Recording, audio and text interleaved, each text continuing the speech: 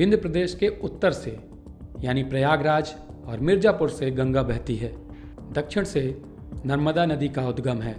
इनके अलावा यहाँ सोन, बनास, गोपद, महाना, विछिया, बीहर जैसी पहाड़ी नदियाँ भी हैं जो पूरे विंध्य को सींचती हैं। प्राकृतिक पानी के इन स्रोतों के अलावा रीवा राजघराने का इतिहास देखें तो केवल रीवा जिले में 100 साल पहले तक 7,500 से ज़्यादा तालाब और बावड़ियाँ थीं। तब रीवा जिले की आबादी 4 लाख थी। आज इन तालाबों की संख्या 2,000 भी नहीं रह गई है और आबादी लगभग 7 गुना बढ़ गई है। शायद यही वजह है कि रीवा जिले में भूजल स्तर भी तेज़ी से घटता जा रहा है। रीवा शहर में भूजल स्तर 50 फीट से बढ़कर 150 फीट तक पहुंच गया है। सिरमौर और नई गढ़ी जैसे इलाकों में जमीन के 500 फीट नीचे तक भी पानी नहीं है। राजे महाराजे अपने रियाया की खुशहाली के लिए हर वो प्रयत्न करते थे, हर वो संसाधन जुटाते थे जो रियाया के फ़ायदेमंद होता था। हम रीवा नरेशों की बात करें तो उन्होंने अपने शासनकाल में पानी के इतने माकूल इंतज़ाम किए थे। उन्होंने इतने तालाब, इतनी बावड़ियाँ खुदवाई थी कि पानी की कभी भी ज़रूरत नहीं पड़ती थी। जिस तरह से हम लोग भोपाल में हर एक चौक में तालाब देखते हैं, उसी तरह से या उनसे बेहतर तरीके से हमारे रीवा नगर में तालाब थे। और एक गोरहा तालाब था जहाँ पर आज मौजूदा वक्त में सब्ज़ी मंडी जहाँ पे लगती है रीवा में, वो गोरहा तालाब था। तो रीवा नगर के भीतर इतने तालाब थे कि पानी का जो वाटर लेवल था वो बहुत ज़्यादा था। अच्छा, इसके अलावा राजा महाराजा सेठ साहूकारों ने भी बड़ा काम किया इस क्षेत्र में। उन तालाबों पे अवैध कब्जा कर लिए गए हैं। सरकारी तालाब बहुत थे, सरकारी तालाब विलुप्त हो गए हैं ज़्यादातर। तो इस तरह से हमारा जलस्तर आगे भविष्य में बहुत ही कठिनाइयों का सामना करना पड़ेगा। तो जो बहुत सारे तालाब दिखाई पड़ते तो कहाँ विलोपित हो गए। आप चले जाइए धुबिया टंकी का तालाब कहाँ चला गया, सब्जी मंडी गल्ला मंडी का तालाब कहाँ चला गया, सामान के आसपास के तालाब कहाँ चले गए।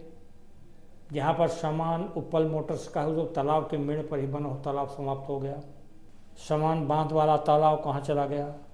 ये तो सब स्वरूप बदल गए। पहले लोगों के पास धन होता था, पैसा होता था, तो लोग इस तरह से काम करते थे प्राणी मात्र के लिए, मनुष्य के लिए तो है ही है, जीव जंतु पशु पक्षियों के लिए। उनमें लगे हुए छांवदार पेड़, बरगद के, पीपल के, आम के, अनेक तरह के पौधे, उनके कहाँ दर्शन होते हैं, दिखाई पड़ते हैं क्या। सब कंक्रीट में बदल गया। तो तालाब एक कंदरा खदान के रूप में बदल गए हैं। जो खाली बचे भी हैं, दलसागर तालाब का देख लीजिए आप, स्टे है, उसके भी कई लोग उसमें अतिक्रमण आज भी कर रहे हैं। इसका जबकि तालाबों के संबंध में सुप्रीम कोर्ट की बहुत पहले से भी कई वो हैं, उसके लिए जो रूलिंगें हैं, लेकिन सुप्रीम कोर्ट की जो रूलिंग है 2002 की, सुप्रीम कोर्ट में बहुत अच्छी रूलिंग आई है कि तालाब चाहे वो पट्टे के हों चाहे शासकीय हों, जो तालाब पोखर हैं, पहाड़ पठार हैं, उनका स्वरूप नहीं बदला जाएगा। जब आज कम वर्षा हो रही है, ये तालाब पोखर भूमाफियों के चंगुल में फंसे हुए अपना स्वरूप बदल रहे हैं।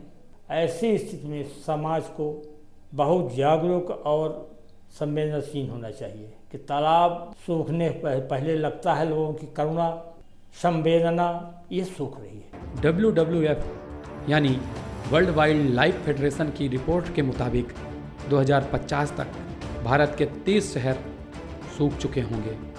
इनमें मध्य प्रदेश के चारों बड़े शहर भोपाल, इंदौर, ग्वालियर और जबलपुर शामिल हैं। सेंटर फॉर साइंस ने पहले ही बेंगलुरु के लिए 2030 की डेडलाइन घोषित कर दी है। बेंगलुरु देश के सबसे विकसित शहरों में से एक है। जब शहर का पानी खत्म हो जाएगा तो लोग कहाँ जाएंगे। आखिर इन शहरों में ऐसा क्यों हो रहा है? क्या रीवा को भी महानगर बनने की यही कीमत चुकानी होगी? रहीमन पानी राखिए बिन पानी सब सुन, अब पानी गए न उबरहे।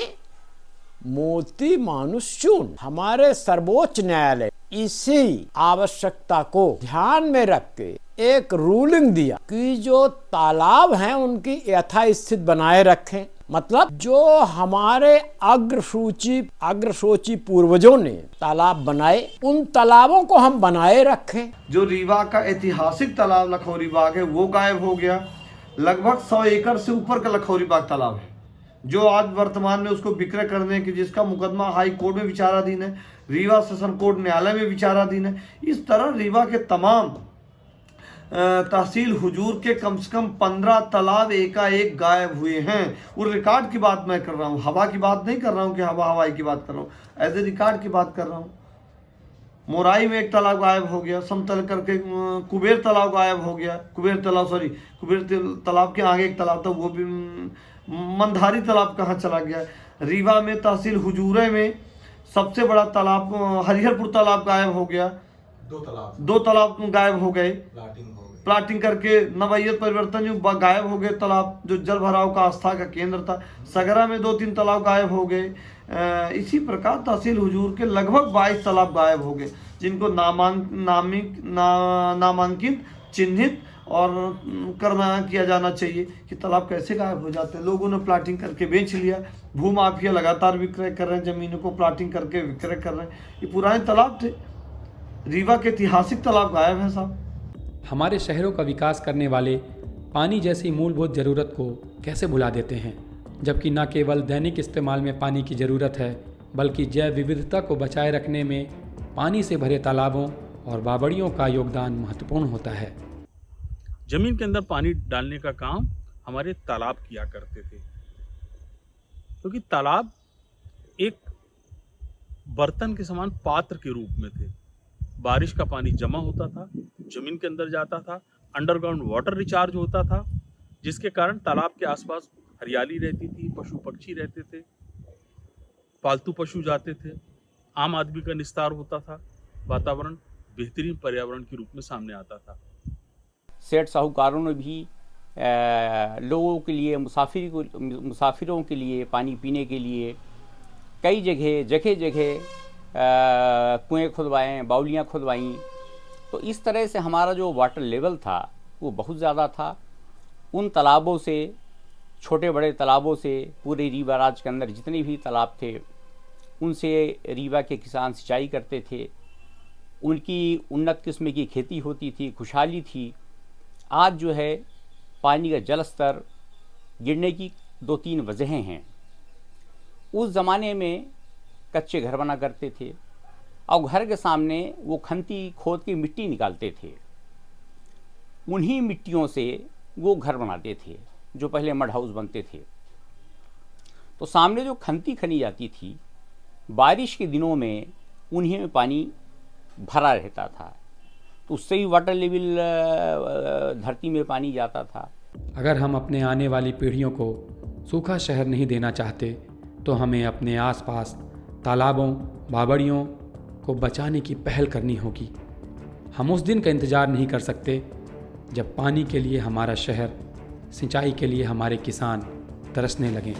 दिल्ली, बेंगलुरु जैसे महानगरों के विकास से हम कुछ सीख सकते हैं तो यह कि महानगर बनने की कीमत सूखा शहर, पानी की किल्लत नहीं हो सकता।